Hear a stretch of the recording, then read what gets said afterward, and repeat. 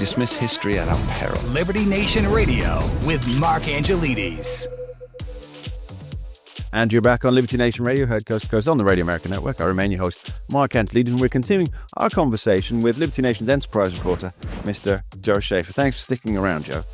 Now, earlier in the show, we were talking about the No Kings protest and how that there's a certain cognitive dissonance that must be adopted and adapted by the people involved, because there's really no logic in the various protests. The AstroTurf protest, I'm not saying all protests, of course, but the AstroTurf, very, as you described it, the maniacal glee club style protest, and I think that's a wonderful phrase.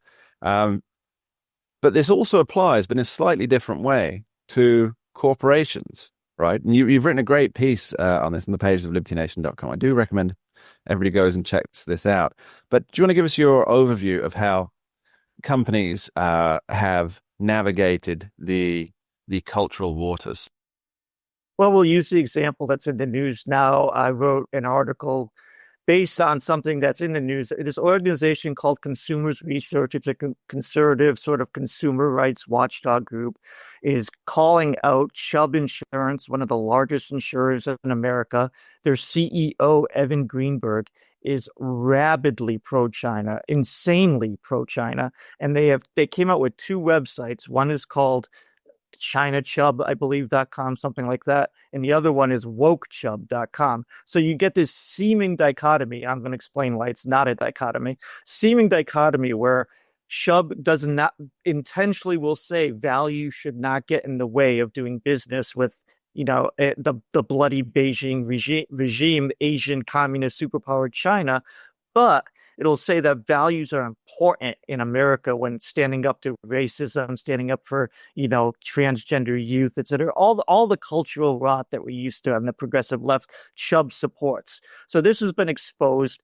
The article I wrote, I looked into some of the things Evan Greenberg actually stands for, and it's quite shocking to see how blunt he is about it. He gave a speech to the Economic Club of New York in 2022, and he flat out said that national security and concerns about American workers' rights are too often brought up in discussions about economic affairs with China. He was saying basically we shouldn't be worried about national security and workers' rights so much when we're dealing with economic affairs. He said he said trade should never be in competition with values, meaning values should not get in the way of doing commercial trade. He said that it is important that China has access to our most sensitive technology because we want them to be dependent on us. This is a very a crazy thing to say. We should give them our most sensitive technology, which they covet, which they're trying to steal, because they'll be more dependent on us that way. So things like that. While pushing this progressive cultural agenda in America, and my thesis is that this is not hypocrisy. This is not naivety. They see it. Corporations, large corporations, globalist corporations, see it in their interest to undermine the homogeneous unity of Western nations while going out of their way to saying values and issues don't matter with a tyranny like China. And my question is why is that important? Why do they feel it's important to do those two things? And it's something to do with globalism. It is in a cold financial calculation. Undermining Western nations helps their bottom line in pursuit of these transnational financial transactions.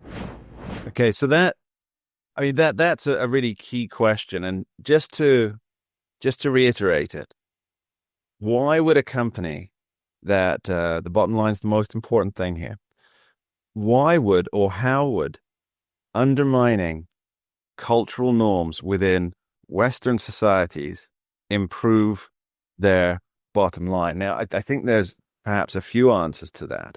The first one that springs to mind, and this might not be where you're going with your thesis on this, is that there's a certain political capital involved. If they want friendly concessions from politicians on a certain side, because the civil service, as it were, it is predominantly left-leaning, right? They've hired people who are ideologically agreed with them, and these people are in the position to say, all right, contracts go this way, contracts go that way. Approvals go this way, approvals go that way. And so that's one aspect, it's a very utilitarian aspect. But that would be the first thing that springs to my mind on that. What do you think the answer is? My answer is I believe they see localism as an enemy. They see unique peoples, in different areas of the world as a problem because they want one universal market. So obviously doing business with China, doing business everywhere in the world helps them get that market, but also destroying the local identities helps them create that universal market. So it's a twofer with them. They want to expand overseas as much as possible, and they want to destroy any kind of local taste, culture, flavors, values, well, whatever you call it, that would stand in the way of them having a universal marketplace, which is their vision for everything. It's not just a corporate vision, it's a vision for health, it's a vision for science, it's a vision for everything. So that's why these people they find themselves together just naturally. I think George Carlin said it. You don't have to have a conspiracy. These people understand what's in their interest. So they come together perfectly for this universal one world that they want. And in big, large corporations are 100% on board with this agenda. And it frustrates me. I admit I'm a populist, and there are a lot of conservatives who will tell you what's good for business is good for America. And, it's just not true. There's good and bad in everything. I think people see now that, with after COVID, that there's a lot of corruption in the healthcare industry. Doesn't mean I'm against healthcare. Okay. So there's a lot of corruption in big, giant corporate interests right now. Does not mean I'm against business. So I wish conservatives would understand whatever you want to call it, it's not an assault on capitalism. It is an assault on this bigness that really truly sees the American nation state as an obstacle that needs to be overcome.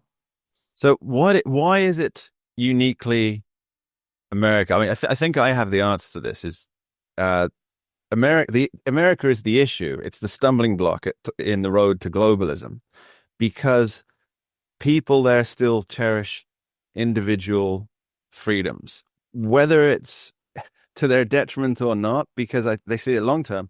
It's always better to be free, and they're probably right in that. Last word on that, Joe. Well, it's not just America. I agree with you that America is like their number one target, but we've seen it in nation after nation in the West. We had that discussion about Japan. The whole same playbook is being rolled out in Japan that they've used in America. So it's not just happening in America. And I will stress again, large multinational corporations see this as in their financial interests. And I would like our listeners, our readers, to ask themselves why. They don't have to agree with my conclusions, but ask themselves why they see that in their interest. Joe Schaeffer, thanks ever so much for being with us. Thank you.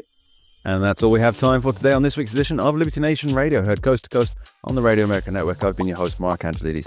I'd like to take a moment to thank our guests today, and of course, thank you, the listeners, for tuning in each and every week. You are appreciated. Please remember, Liberty Nation does not endorse candidates, campaigns, nor legislation, and this presentation is no endorsement.